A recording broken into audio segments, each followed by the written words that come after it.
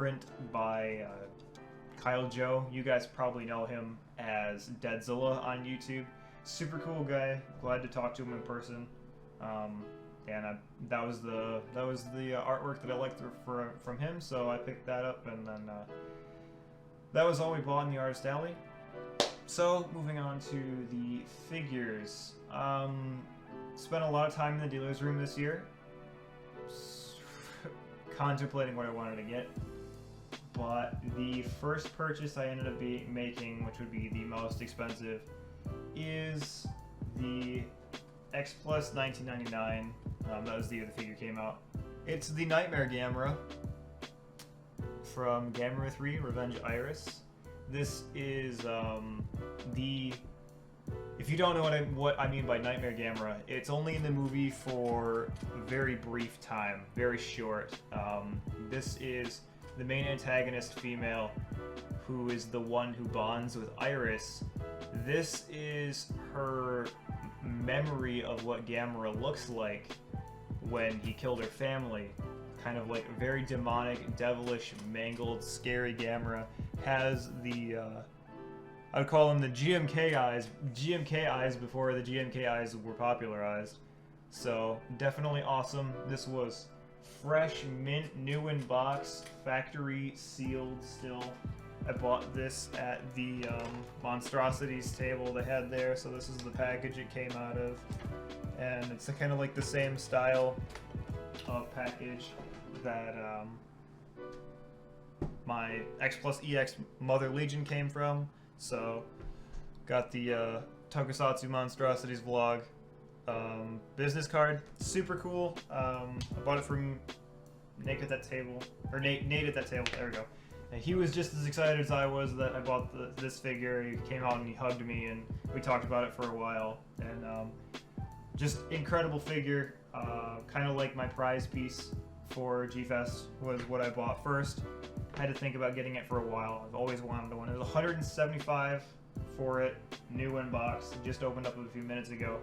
It's so fresh in its plastic seal. It's not in a box that's taped up. Since it had that plastic wrap seal, it smells so much like if you've ever been around a pool liner before. When you pull it out of the wrap in the box, it smells so vinily, and it smells like I have pool cleaning chemicals in my house because of the way this figure smells. So crazy. It's factory sealed from 1999, I think is what it is.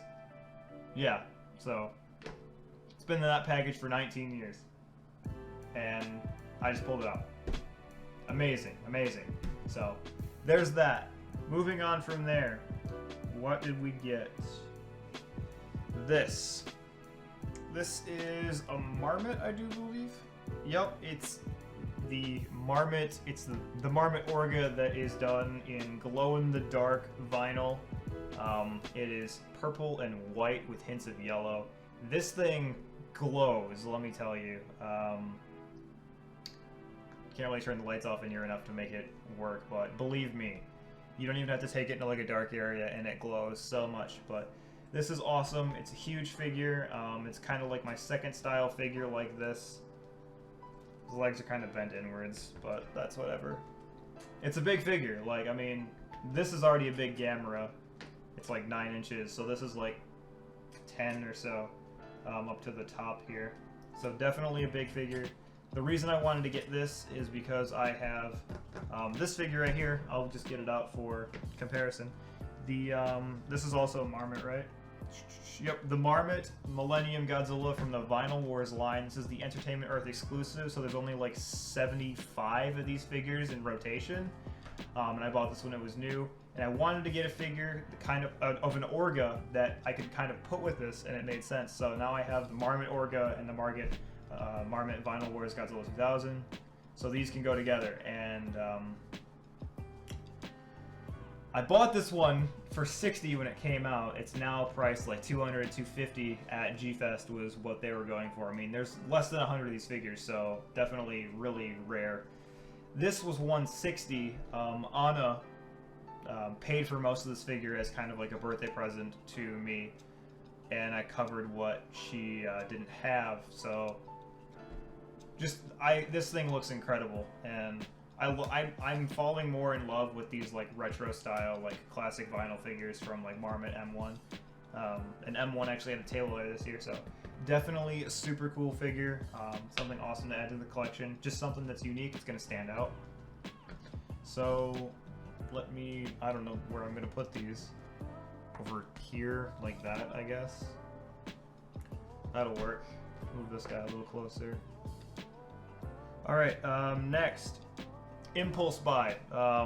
Anna will tell you, she'll give me a hard time because I spent multiple hours deciding on the things I wanted to buy and how high on the scale I actually wanted to purchase the figures. And ended up doing an impulse buy because apparently the 5 hours I spent in the dealer's room, I missed this every time. It's the Bandai Death Ghidorah, or Death Ghidorah, from Rebirth of Mothra.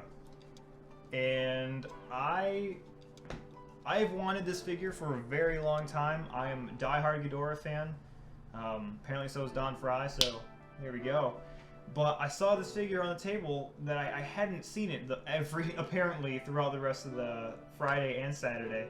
And I saw it on the table, and it was $60, and I just knew right then. I was like, all right, I'm gonna buy it right there because it's a hard figure to find, and it was $60. I've seen it go for way more. So I figured, you know what, now's the right time. It's right here in front of me. When I did grab it, though, I revealed what was behind it, which was the Rebirth of Mothra 3 Grand Ghidorah figure, and that was also $60, and I'm like, oh, no, because I don't have that either. But I ended up going with Death Ghidorah. Super awesome Bandai vinyl. I didn't get it with the box. I don't care enough about the box. It's just like black and white and with some red decals and stuff that has the figure on it. Not super huge deal. If I wanted to get it with the box, I would have had to have paid $160. So $100 for the box that this come in. Not necessarily my favorite thing in the world. This figure's got some character to it though. It's definitely faded a little bit. The red is more pink on a lot of it, and it came covered in very, very sticky something. This came from Showcase Like Kaiju, their table, I think so.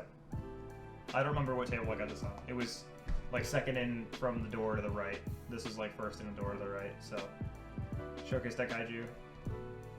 Fair deal, honestly. It was covered in sticky stuff when I bought it and like had a bunch of gunk and stuff, so I had to spend a couple hours taking apart the figure, washing it, trying to get all the brown, sticky, gooey stuff off of it, rubbing down the cracks with a toothpick. So you always gotta get that one figure at G-Fest that's seen better days, but you can kind of nurture it back. I did that a long time ago with my Godzilla 2000, which smelled terrible and was covered in so much dust and dirt, but it still had the tags. I was like, you know what? It's worth it. But that's my kind of figure for this year, is this one right here. So he's been taken apart, washed down. He's still a little tacky. I don't know what I'm going to do to get him not like feeling gross anymore. I don't know if there's anything I can do, but I'm super happy to finally get one of these. Now I just got to get that Grand Ghidorah, stuff like that, to complete that Ghidorah collection. But he's looking good now. Obviously the camera's freaking out and picking up different colors, but yeah, there's that. We'll just kind of scoot him over here, right there. Next two figures was also an impulse buy, but there was a reason for that. I actually got these at the M1 table.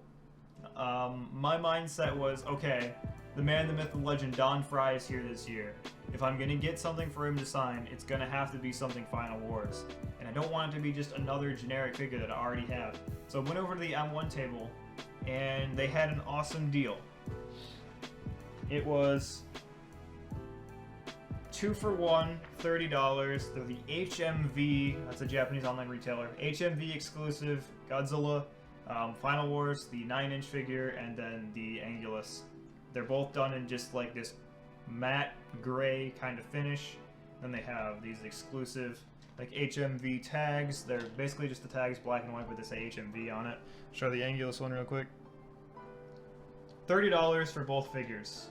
And you look at these on like eBay online somewhere, you're looking at like $45 a piece. So I was like, wow, okay, impulse buy right there. I was like, I'm gonna get them.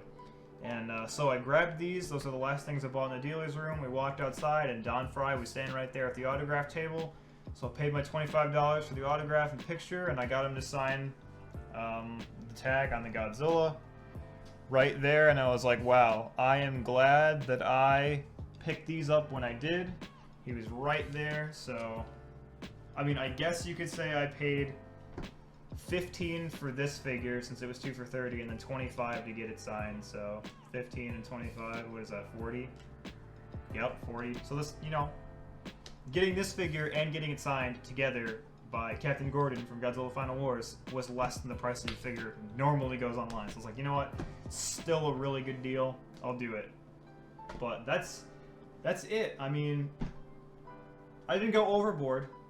My intention this year was I really wanted to find one of the Evangelion Kiryus from X-Plus, and let me tell you, your dreams don't necessarily come true at G-Fest. Literally, there was not a single one there. I even asked people running the Vampire Robots table if they'd ever even seen one, had one. They had not, and they had the most X-Plus there out of all of the vendors. And they told me if I was going to find one, it was going to be at Showcase Daikaiju. And the only ones they'd ever had were the 6-inch 7-Eleven ones, which is the one I have.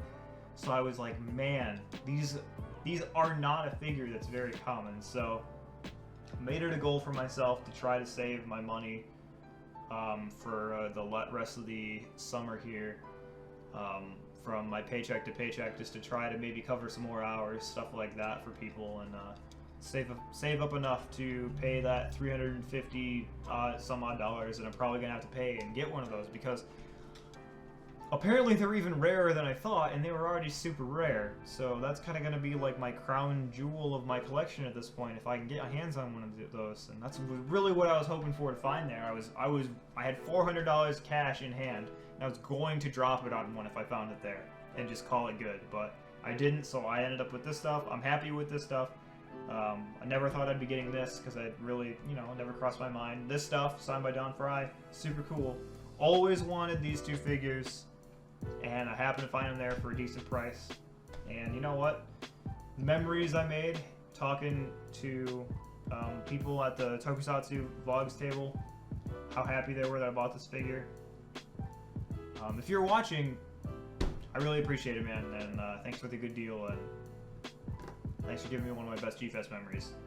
So that's it. That's the haul, the pictures of these figures. If you guys went, let me know what you got. Let me know what you think of the prices that I paid for this stuff. I'll just run through it one more time. $175, $60, $30, $160. This is what I've had before, just to go with that. Sure, it was $25. I don't know if I mentioned that. Sure, it was $25. Autograph was $25. So that's gonna be it, guys. Yeah, a couple more G-Fest videos coming out, and get you in the mood. It's July 18th. Godzilla City on the Edge Battle comes out on Netflix sometime tonight. I'm going to be waiting for it. Probably in the next hour or two, but catching you all in the next video. Peace.